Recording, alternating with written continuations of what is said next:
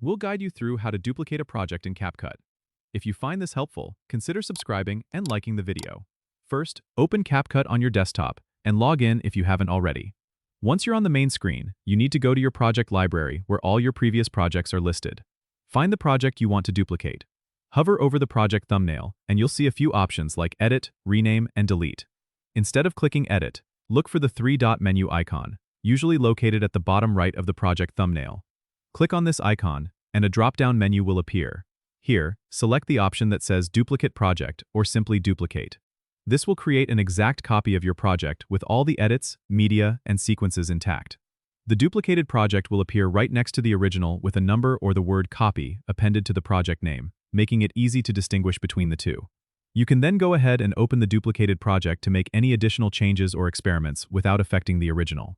This is especially useful if you're working on a complex edit and want to try different versions. Remember, duplicating a project is a great way to ensure you have backups of your work. Don't forget to subscribe and comment if this helped you out.